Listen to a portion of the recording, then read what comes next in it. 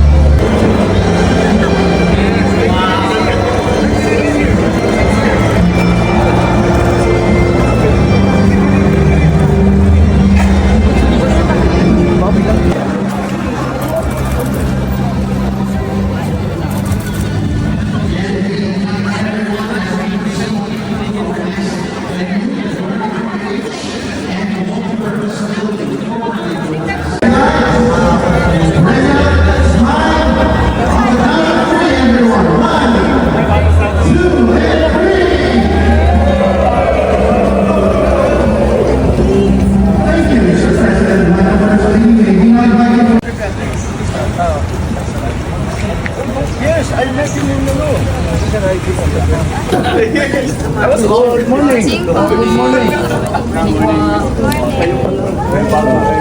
May bagong tender gamitin. This will be their new dorm.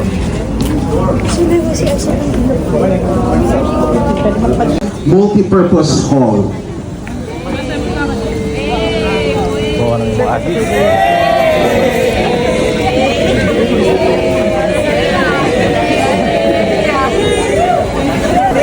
Other officials, we may now proceed to the second floor.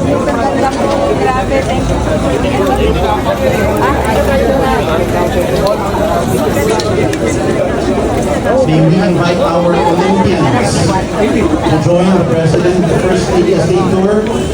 I have to say, I'm so happy to be here now and to reopen these very important facilities. We had something like this before, but I have to say, it wasn't this nice, even at that time. So, well done, Madam First Lady. It is so important. I have always said it, how important I consider sports for very, very many things. Not only the glory it brings to our country, the pride it brings to every Filipino.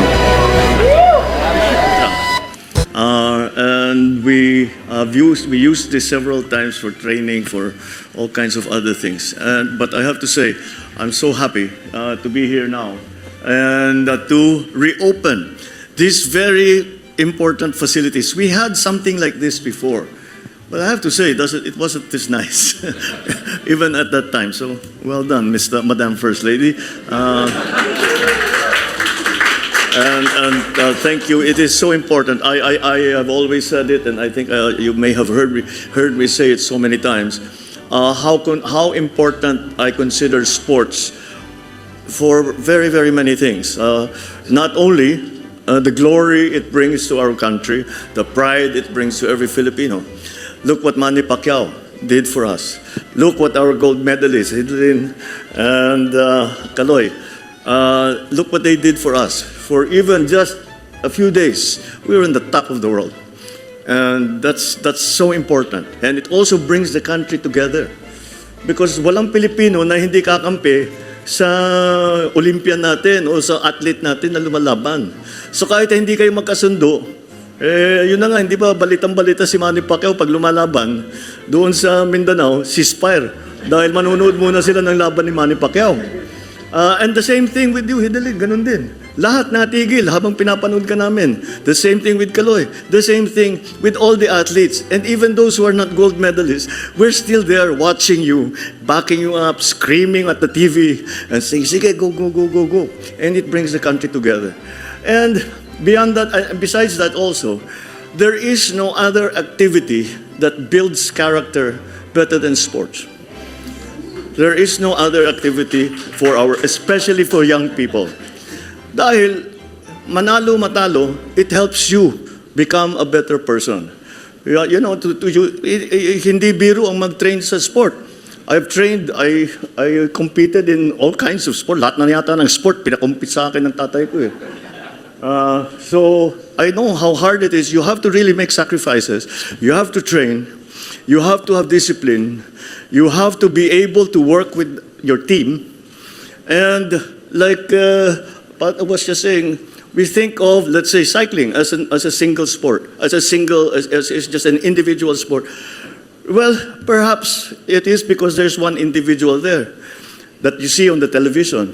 But behind that person, there are 150 people who have made sacrifices, not for that particular event, but for the last 10, 12, 15 years, para pagalingin nila yung kanilang athlete.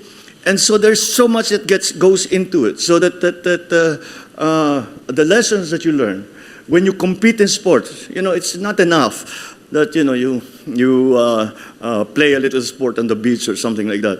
But if you truly compete in sports, pag lumalaban ka talaga, talagang kailangan may disiplina ka, kailangan talagang desidido ka, kasi lahat naman sa atin, gigising sa mag-train ako today, tinatamad ako ngayon. May ano ako dun eh. I have a trick for myself. Pag tinatamad, ayoko mag-train ngayon. Mag-stretch ka lang. Yeah. So, kunwari mag-stretch lang ako. Pero pag pinawisan ka na, sige na. Tuloy-tuloy na. So, but these are the things that we learn when we participate in sports. And that's why sports to me is so important. And that is why one of the things I asked Pato to do for us when he took on his position was to find a way to bring sports back to schools, because it's so important that young kids learn that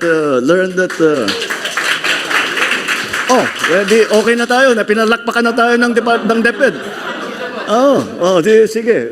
But all of the things you learn that when you compete in sports, even at a level sa mga bata pa lang, mga intramurals, basta sumasali ka sa sport, lahat yan will teach you how to be a better person. And that's why for me, has become so important. And that's why I think that it's important to bring it back to schools, so that all our kids, kahit na one day a week lang, meron silang 2 oras na tumatakbo, tumatalon, naglalaro, whatever, competing with one another, para maramdaman nila yun. Without that, we miss out on a great deal of life lessons that will not be learned by our children. Those life lessons that we get through sport. And that's why to see these new facilities, these new arrangements that you have done for our athletes is something that brings a great deal of joy to my heart, because our athletes really should be supported. I know I have an idea about the sacrifices that our athletes make, and the government has to be part of your support group. I know your support group now is yung mga magulang ninyo, yung coach ninyo, yung trainer, yung nutritionist nyo, pati hanggang sa driver, yung nagda-drive sa inyo para makapag-train. Yung ganun lang. But we know the sacrifice. That's why government, if we truly consider this important, government has to play its part. We cannot depend on that the informal support group that most athletes get. And so that's why it's very good to see this, because when athletes are training for a specific match, a specific tournament, a specific laban, they have to be, everything about their preparation has to be complete. They have to be able to rest well. They have to be able to eat the proper food. They have to be trained properly. If they come in, they get an injury, kailangan meron tayong magaling na sports medicine na aayusin ang injury para makapag-train ulit, para maging handa doon sa susunod na laban. So these are all of the elements that go into sport that are so important for the development of our children and therefore our society and our future. So I congratulate all those who have been part of this rebirth, shall we say, of these facilities, and I congratulate you all, and I know that this kind of facility will be so important and will help our athletes do better in their international or even local competition, in all their competitions. And we will continue to bring pride to the Philippines. We will continue to inspire young people, and we will continue to support that inspiration by saying, we are here, the government is here, we are working to make sure that you have all that you need para maging maganda naman, maging matagumpay ang inyong mga maging competition kahit saan man kayo pumunta. Maraming salamat sa inyo lahat. Mabuhay mga atletang Pilipino. Mabuhay kayo.